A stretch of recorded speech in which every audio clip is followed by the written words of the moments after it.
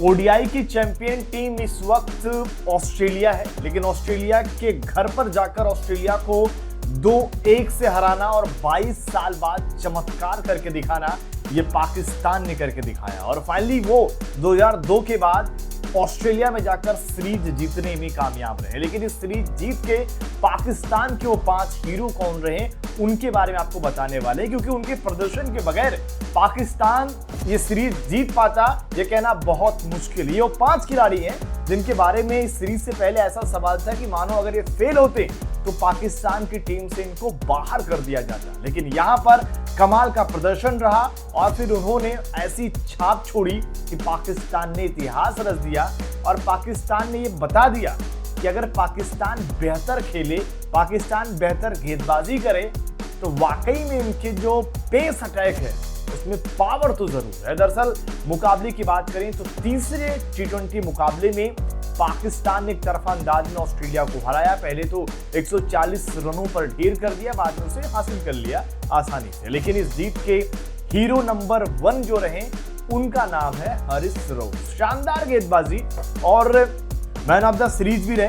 हारिस रऊफ की बात करें तो उन्होंने 3 मुकाबलों की सीरीज में 10 विकेट अपने नाम झटके, जिसमें उनका बेस्ट 29 पर 5 विकेट। और कहीं ना कहीं अगर आप देखें, हारिस रऊफ को ऑस्ट्रेलिया की विकेट काफी सूट करती है, क्योंकि यहाँ का जो कंडीशन है, जिस तरीके से वो पेस गेंदबाजी करते हैं, बिग बैश में खेलते हैं, और लगता है कि वो चाहते हैं कि ज्यादा से ज्यादा मुकाबले भी यहीं पर खेले, क्योंकि इसके बाहर का जहां जाते हैं वहाँ पिटाई बहुत ज्यादा होती है। यहाँ पर अगर आप देखें, लगातार उन्होंने विकेट निकाले। इसके अलावा अगर आप देखें तो शाहीन शाह अफरीदी का प्रदर्शन बहुत ही शानदार रहा। 3 मुकाबलों में 8 विकेट, इंपॉर्टेंट शुरुआत में झटके देते थे। उसके अलावा उन्होंने 26 रन देकर 3 विकेट उनका बेस्ट रहा। इसके अलावा नसीम शाह भी पीछे नहीं रहे, शानदार गेंदबाजी करी नसीम ने भी।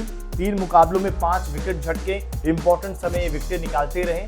54 रन देकर 3 विकेट इनका बेस्ट रहा। हसनैन को मैंने इस लिस्ट में नहीं रखा है, हसनैन ने भी कमाल की इकोनॉमी के साथ गेंदबाजी करी, दबाव बना के रखा। वहीं अगर आप देखें बल्लेबाजों की, तो नया खिलाड़ी सैम अयूब, जिसके बारे में बात बहुत हो रही थी, उसने आखिरकार यहां पर छाप छोड़ी। एक पेस वाली विकेट पर शानदार तरीके से बल्लेबाजी करी। सैम अयूब के 3 मुकाबलों में 125 रन है, जिसमें से 82 उनका बेस्ट रहा। और आखिरी के 2 मुकाबलों में पाकिस्तान की जो जीत के अगर आप देखें सूत्रधार, तो सैम अयूब ही रहे हैं। इसके अलावा अगर आप देखेंगे, अब्दुल्ला शफीक को मैंने इस लिस्ट में 5वें नंबर पर रखा है।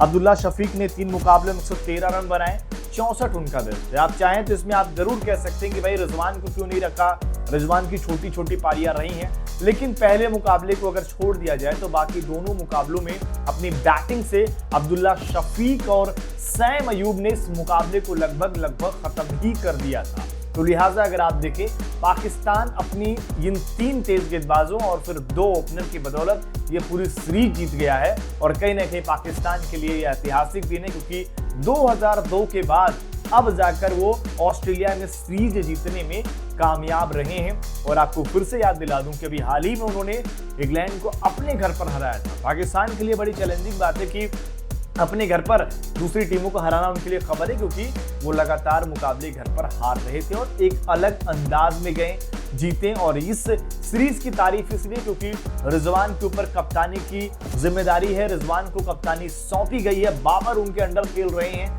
शाहीन उनके अंदर खेल रहे हैं, लेकिन कप्तान की कमाल की रिजवान की कप्तानी रही और टीम यहां पर जीतने में कामयाब रही। आप रिजवान की कप्तानी को कैसे रैंक करते हैं, कमेंट करके जरूर बताएं।